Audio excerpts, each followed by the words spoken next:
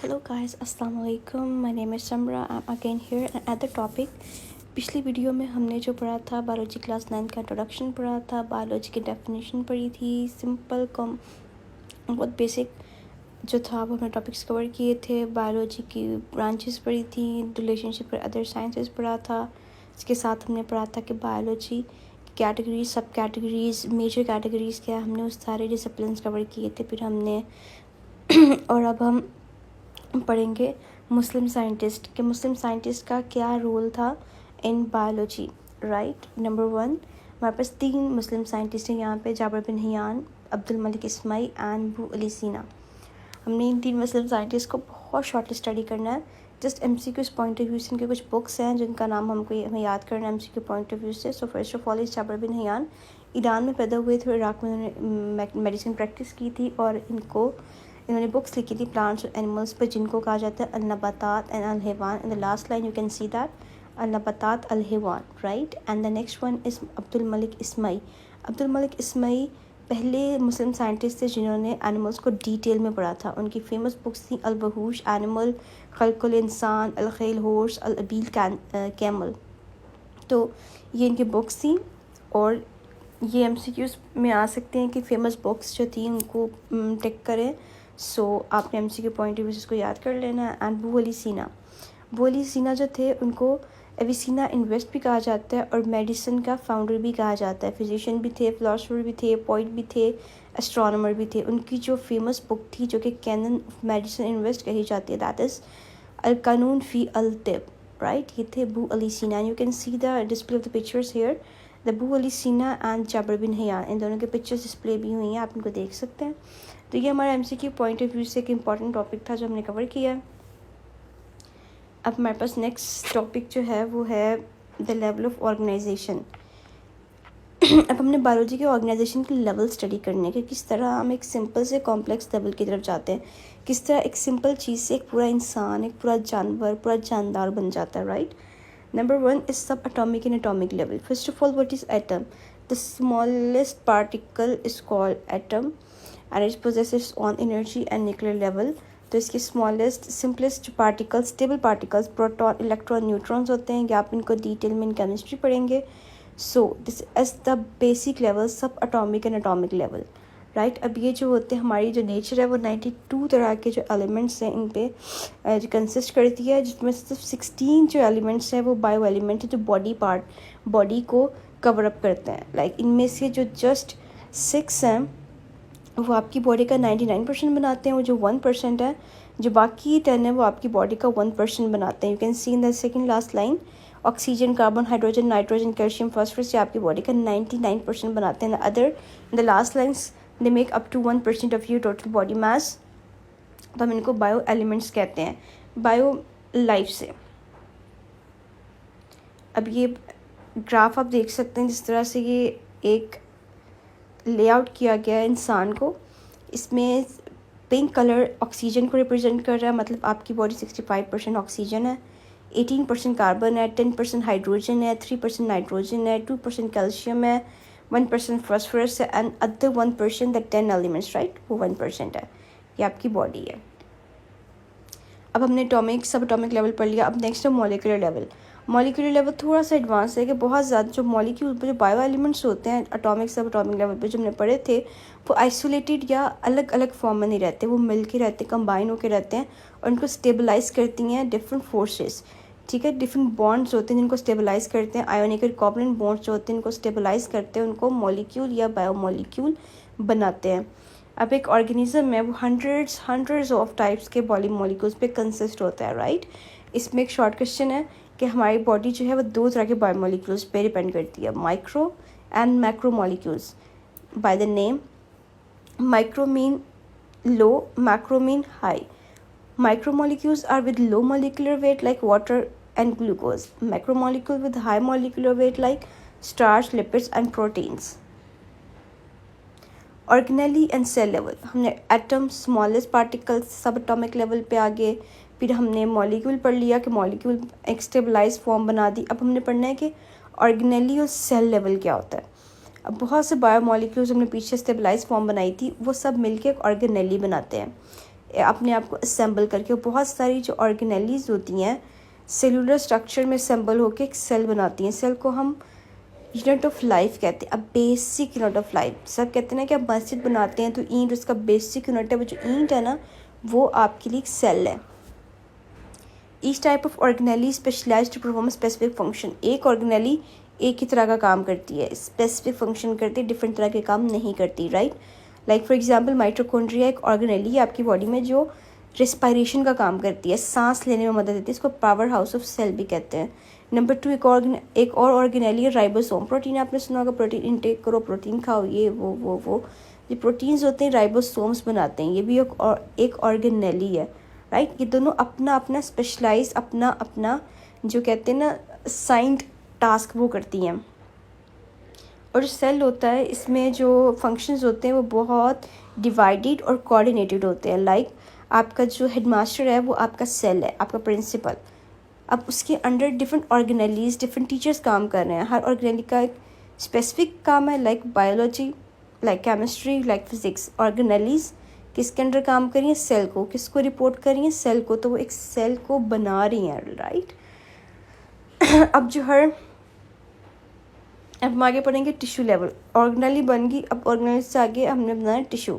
Tissue थोड़ा सा advance form है कि मल्टीसेलुलर ऑर्गेनिज्म में जो सेल्स जो एक ही तरह का फंक्शन परफॉर्म करते हैं वो ग्रुप्स में जो हैं वो असेंबल्ड होके एक टिश्यू बनाते हैं। इसकी डेफिनेशन पढ़ लेते हैं। We can define a tissue as a group of similar cells, एक ही तरह के cells, specialise for the performance of a common function, जो कि एक ही तरह का फंक्शन परफॉर्म करते हैं, right. Like what? Like for example कि आपके अंदर जो एनिमल टिश्यूज़ होते हैं इनमें डिफरेंट तरह के टिश्यूज़ होते हैं। एपिडर्मल टिश्यूज़ होते हैं, ग्राउंड टिश्यूज़ होते हैं। जो एनिमल्स होते हैं उनमें होते हैं मस्कुलर टिश्यूज़ जो मूवमेंट में काम करते हैं। किस तरह के मूवमेंट का काम करें तो वो मसल्स के टिश्यूज़ हैं। अब टिश्यू बना दिया, सेल से टिश्यू बन गया। अब टिश्यू से बनेगा organ and organ system level. Okay, organ in higher multicellular organism more than one type of tissue having related functions are organised together to make a unit called organ. Multicellular जिनमें बहुत तरह के cell होते हैं उन organism में एक ही तरह के टिश्यूज़ मिल के तो क्या बनाते हैं? यूनिट ऑर्गन बनाते हैं। अब बहुत सारे सेल्स ने मिल के क्या बनाया? बहुत सारे टिश्यूज़ ने मिल के क्या बनाया? ऑर्गन। अब ऑर्गन क्या है? फॉर एग्जांपल आपका स्टमक आपका ऑर्गन है। स्टमक में आपके डिफरेंट तरह के टिश्यूज़ काम कर रहे हैं, डिफरेंट तरह के। ओके, लाइक मस्कुलर टिश्यूज़ होंगे जो उसको कॉन्ट्रैक्ट करेंगे उसकी वॉल्स को ताकि फूड ग्राइंड हो, फूड मूव होगी तो वो ग्राउंड हो गया। सिंपल आपने ग्राइंडिंग प्रोसेस देखा होगा, चीज़ पहले मूव होती है, देन ग्राइंडर्स चलते हैं, वो ग्राइंड होती है। तो उसके अंदर एक जूस जो है वो सिक्रीट करता है स्टमक, जो कि गैस्ट्रिक जूस होता है, जो कि कौन प्रोड्यूस करता है? Epithelial glandular tissue, right. ये जूस सिक्रीट करेगा। मसल्स सेल जो होंगे, टिश्यूज़ होंगे, वो मसल्स वो ग्राइंडिंग करेंगे, कॉन्ट्रैक्शन करेंगे, रिलैक्सेशन करेंगे, तो उससे आपकी फूड क्या होगी? डाइजेस्ट होगी। इस तरह से दोनों टिश्यूज़ मिलके क्या बना रहे हैं? आपका ऑर्गन, आपका स्टमक जो है वो बना रहे हैं। अब ऑर्गन तो बन गया, अब डिफरेंट ऑर्गन्स मिलके एक ही तरह के जो हैं वो ऑर्गन सिस्टम लेवल को अप्रोच करते हैं। लाइक आप जब खाना खाते हैं आपकी फूड की जो डाइजेशन होती है उससे स्टमक इसमें इन्वॉल्व नहीं होता। आपका खाना खाना है तो पहले आपका ऑरल कैविटी, आपका मुंह आएगा, फिर आपकी इंटेस्टाइन से खाना गुजर के जाएगा, large intestine, then stomach, then pancreas, liver, वो सब मिलके एक डाइजेशन का प्रोसेस करते हैं। उसको हम ऑर्गन सिस्टम लेवल कहते हैं। ओके, जैसे नीचे लिखा हुआ है major organs in its framework are oral cavity, stomach, small intestine, large intestine, liver and pancreas. That organs help in the process of digestion. और एनिमल्स का जो ऑर्गन सिस्टम लेवल, एनिमल की कॉम्प्लेक्सिटी ज़्यादा है एज़ कम्पेयर टू प्लांट्स। अब हमने क्या करना है? एक इंडिविजुअल बनाना है। टिश्यू बन गया, ऑर्गन बन गया, ऑर्गन सिस्टम बन गया। अब हमने एक जानदार बनाना है, इंडिविजुअल बनाना है। इंडिविजुअल लेवल पे हम चले गए कि बहुत सारे ऑर्गन सिस्टम जो हैं वो आपस में मिलके एक ऑर्गेनिज्म, एक जानदार, एक इंडिविजुअल बनाते हैं, ठीक है। फॉर एग्जांपल एक मैन है, उसके वो एक्सरसाइज कर रहा है, वो दौड़ रहा है, वो अपना फैट बर्न कर रहा है, तो उसमें उसके डिफरेंट ऑर्गन्स इन्वॉल्व हैं, राइट। अब वो सांस लेगा, रेस्पिरेटरी, अब वो ब्रीदिंग करेगा, उसको जो है वो सप्लाई चाहिए, उसकी रेस्पिरेशन का प्रोसेस होगा, इसमें उसको ऑक्सीजन सप्लाई होगी, उसके मसल्स काम कर रहे हैं, उसकी ऑक्सीजन, उसका हार्ट काम कर रहा है, हार्ट बीट उसकी फास्ट हो रही है, डिफरेंट मिलके उन्हें क्या बनाया, एक इंसान को, एक जानदार को। अब हमने इंडिविजुअल बना लिया। अब कॉम्प्लेक्स लेवल है पॉपुलेशन लेवल। पॉपुलेशन क्या होती है, बस की डेफिनेशन पढ़ लेते हैं। Population is defined as a group of organisms of the same species located at the same place. एक ही टाइम पे एक ही तरह के जो जानदार है वो मिलके पॉपुलेशन बनाते हैं। फॉर एग्जांपल, सिंपलेस्ट एग्जांपल इसकी है पाकिस्तान। पाकिस्तान में हम इंसान रह रहे हैं तो हम इसकी पॉपुलेशन बना रहे हैं। इस टाइम पे जितने भी इंसान पाकिस्तान में रह रहे हैं वो पाकिस्तान की पॉपुलेशन है, राइट। अब स्पीशी क्या है? Species is defined as a group of organisms capable of interbreeding and producing fertile offspring. Species like आपके मदर फादर एक स्पीशी है, आपके मदर फादर से आप पैदा हुए हो तो वो इंटरब्रीड करके एक नया जानदार बना सकते हैं, तो वो एक स्पीशी है। हैबिटेट क्या होता है? एरिया, इन्वायरमेंट जहाँ पे कोई भी ऑर्गेनिज्म रहता है वो उसका हैबिटेट, उसका मस्कन, उसका घर होता है। कम्युनिटी लेवल, अब हमने एक जानदार बना दिया, एक ही तरह के जानदारों का पॉपुलेशन लेवल बना दिया। अब कम्युनिटी में क्या होता है? डिफरेंट तरह के जानदार, डिफरेंट तरह के पॉपुलेशंस मिलके कम्युनिटी बनाती हैं। फॉर एग्जांपल, आप जंगल में जाते हो, जंगल में आपको पौधे मिलते हैं, जंगल में आपको डिफरेंट तरह के इंसेक्ट्स मिलते हैं, वहाँ पे आपको माइक्रो ऑर्गेनिजम्स मिलते हैं जो आपको अपनी आँख से नज़र भी नहीं आते। फिर वहाँ पे इंसान, आप जा रहे हो, कम्युनिटी का हिस्सा बन रहे हो, तो आप भी वहाँ पे हो, तो डिफरेंट तरह के जो और पॉपुलेशंस हैं वो मिलके कम्युनिटी लेवल बनाती हैं, ठीक है। इसके बाद biosphere level. Biosphere level most advanced. Biosphere में हर तरह के कम्युनिटी, हर तरह का जानदार, हर तरह की ज़िंदगी आ जाती है। Like the zone of life on earth is called biosphere. वो बायोस्फीयर बनाता है। अर्थ में जहाँ जहाँ भी ज़िंदगी एग्जिस्ट कर रही है वो सब मिला के बायोस्फीयर बनाते हैं, राइट। हमने ये एक डिटेल टॉपिक पर ऑर्गेनाइजेशन मुस्लिम साइंटिस्ट पढ़े।